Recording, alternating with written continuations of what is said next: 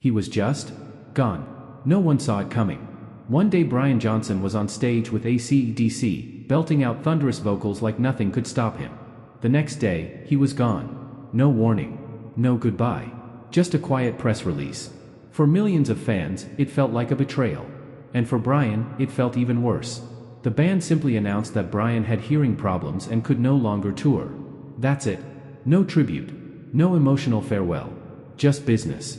But behind the scenes, it wasn't that simple. Not at all. Brian Johnson had been the voice of ACDC since 1980, when he stepped in after Bon Scott's tragic death. His voice made Back in Black one of the greatest rock albums of all time. For decades, he was the powerhouse frontman, known for his raw energy and signature cap. Fans worshipped him. But something started to change around 2014. Brian's hearing began to fail. At first, it was manageable. But during the Rock or Bust tour, things got serious. He couldn't hear his bandmates on stage. He was scared he might go completely deaf. He told the band.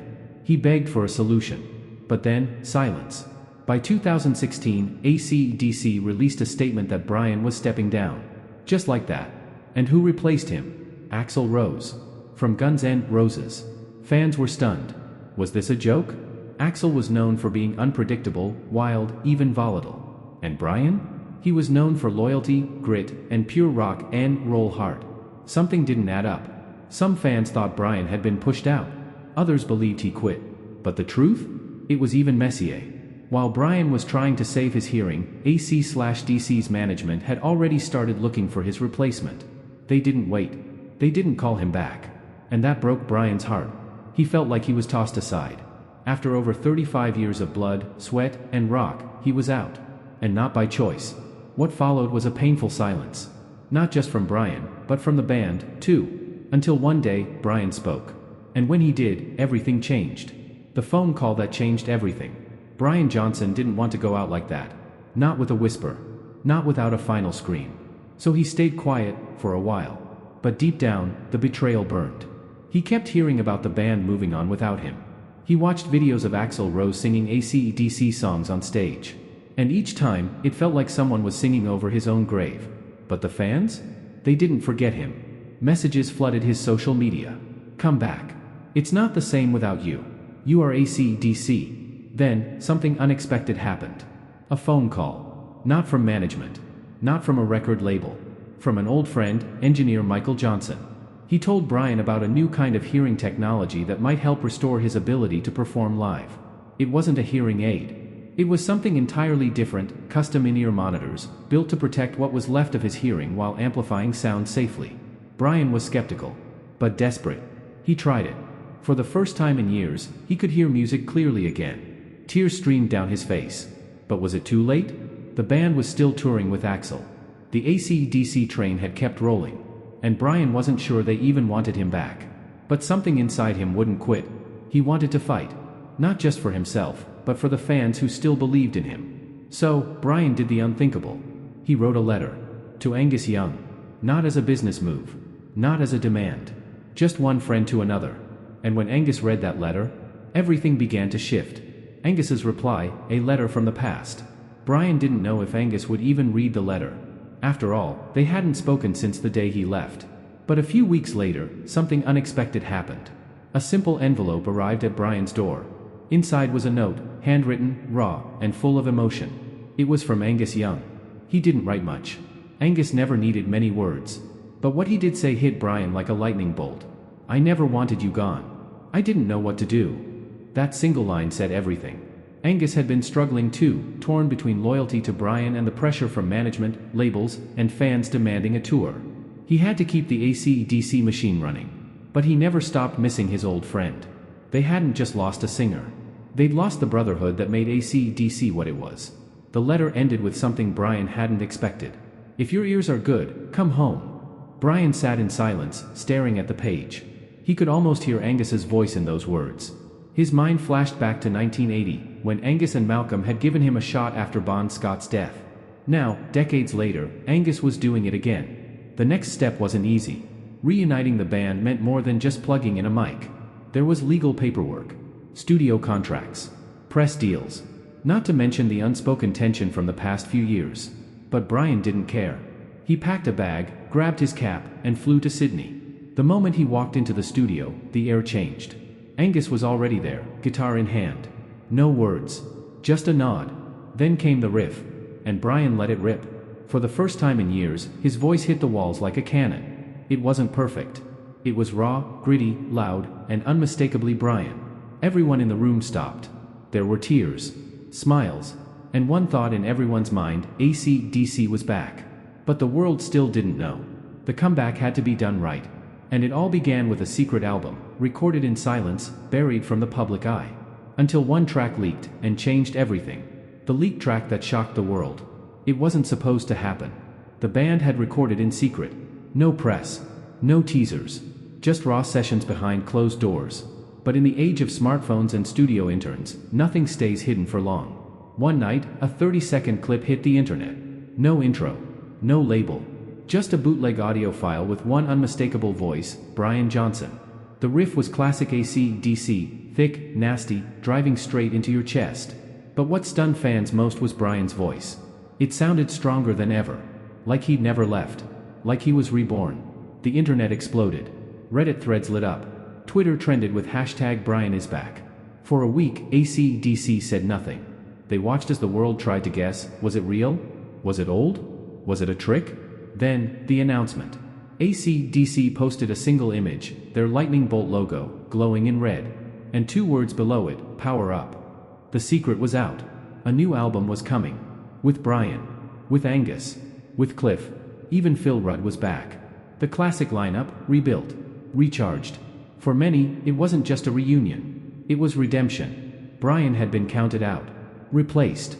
Forgotten. But now, he was the voice of AC/DC again. And the world was ready to listen. The comeback concert that almost didn't happen.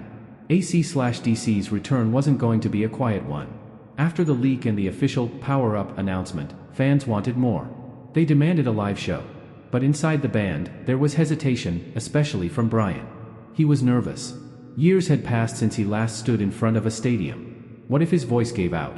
What if the hearing tech failed mid-show? The fear crept in. But Angus pulled him aside and said something that hit home.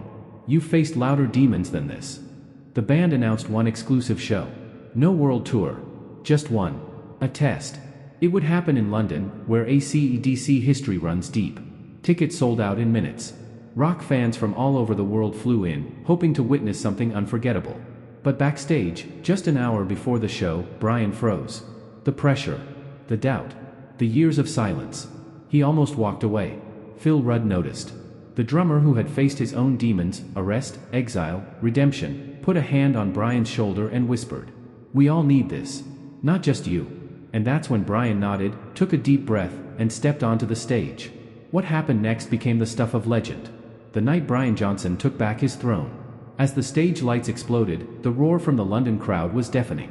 But Brian Johnson stood frozen for a heartbeat, staring out at the sea of fans. Some held banners that read, "Welcome back, Brian." Others simply screamed, tears in their eyes. This wasn't just a concert, it was a resurrection. Then, the beat dropped. Phil Rudd's drums hit like a sledgehammer. Angus, in his schoolboy uniform, launched into the opening riff of Back in Black. The crowd erupted. And Brian, he opened his mouth and sang. The first word came out with fire. The second? Stronger. By the chorus, it was clear, he was back. No one could believe it. The voice everyone thought was lost had returned like it never left. Gritty. Soulful. Powerful. Fans in the front row wept. The band played tighter than ever. And during Thunderstruck, Brian leaned over to Angus and shouted, "This is what we were made for." For 2 straight hours, AC/DC ripped through classics and new songs from Power Up. The energy was unreal. No stage tricks. No flashy effects. Just 5 men, instruments, and raw rock fury. By the end of the night, Brian raised his cap, nodded to the sky, and said one word. "Thanks." But the story didn't end there. The deal that almost broke it again. After the show, the buzz was unstoppable.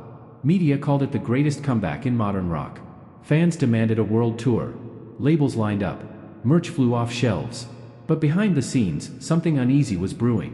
Brian had made a deal before rejoining AC/DC, quiet, confidential, and risky. The hearing device that saved his career wasn't permanent. It was experimental. Still in testing. And most importantly, it wasn't approved for long-term stage use.